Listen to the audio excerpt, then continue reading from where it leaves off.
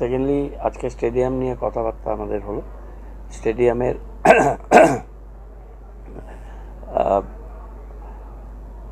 Part এ part B এটা complete হয়ে গেলে আমাদের স্টেডিয়ামের ইস্টার্ন সাইডটা সেটা কমপ্লিট হয়ে যাবে। একটা পার্টের কাজ 50-60% হয়েছে, সেকেন্ড পার্টের কাজেরও টেন্ডার হয়ে গেছে, সেটা ওয়ার্ক অর্ডার দিয়ে বর্ষার পরে কাজ হবে। কারণ এখন মাটি খুঁড়তে গেলে water level is very high, সেই জন্য এটা একটু সময় লাগছে। তাহলে একটা দিক যেটা এসএমকেপি দিকটা সায়ের কিছুটা এইটা আগে আমরা করব, তারপরে দুটো সাইড গোল পোস্টের পিছনে দুটো সাইড সেটা আমাদের নেওয়া হবে। আর ফোর্সিং ব্লকটা ওইটা আমাদের চিফ গভর্নমেন্ট আর্কিটেক্ট উনি প্রাইমারি ডিজাইন করেছেন, তার উপরে আমাদের সয়েল টেস্টিং হয়েছে, সয়েল টেস্টিং রিপোর্ট গেছে, সয়েল টেস্টিং রিপোর্টের পর তিনি এখন স্ট্রাকচারাল ডিজাইন তৈরি হচ্ছে। স্ট্রাকচারাল ডিজাইনের পর এটা একটা 15 মিটার প্রপোজ একটা স্টেডিয়ামের ব্লকটা করার জন্য আমরা প্রপোজাল রেখেছি এবং নিচে কার পার্কিংয়ের প্রভিশন সমেত।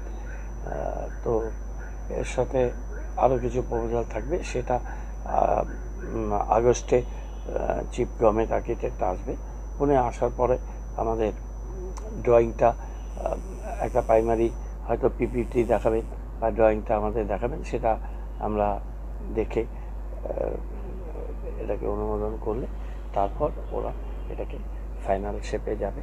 আমরা ক্রীড়া দপ্তরের সাথে একটা ঘনিষ্ঠ সংযোগ রেখে যোগাযোগ রেখে স্টেডিয়াম পুনর্গঠনের কাজটা আমরা এটা ধীরে ধীরে এগোচ্ছি, সেটা নিয়ে আমাদের কথা হয়েছে।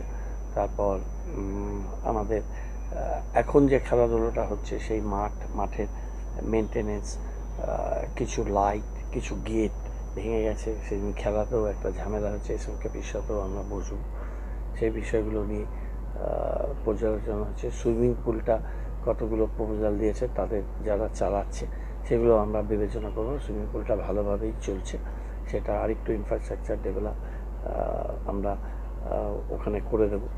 এবং আমাদের যারা পার্মানেন্ট ওয়ার্কার আছে তার মধ্যে কেউ সাঁতার শিখতে ইচ্ছুক হলে তারা ওখানে সাঁতার শিখতে যেতে পারেন 50% কনসেশন রেটে, সেটা দেওয়ার ব্যাপারে আমরা একটা অনুরোধ করছি, ওরা সেটা এগ্রি করেছে।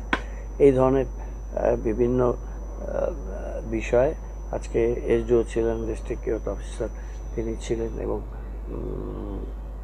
আমাদের এক্সিকিউটিভ ইঞ্জিনিয়ার পিডব্লিউডি যিনি কাজটা পরিচালনা করছেন তারা ছিলেন। আমাদের অনেক ফিডব্যাক ডিসকাশন হলো স্টেডিয়ামের ভেতরটা, সেটা আমরা কাজগুলোকে এগিয়ে নিয়ে যাব।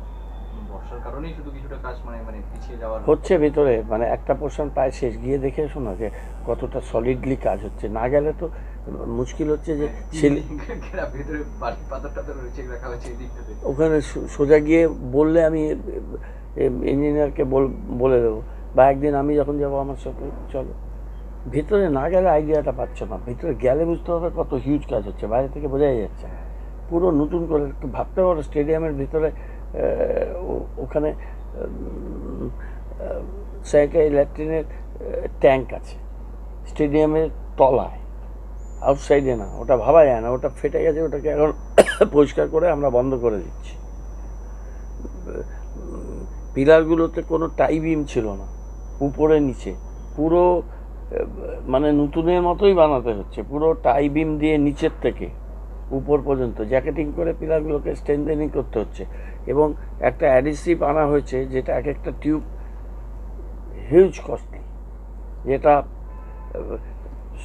স্ট্রেন যোগায়, মানে খুবই ওই কেমিক্যালটার নামটা ইঞ্জিনিয়াররা বলতে পারবে। একটা টিউবের দাম অনেক 30-40 হাজার টাকা, হ্যাঁ, সেগুলো লাগানো হয়েছে।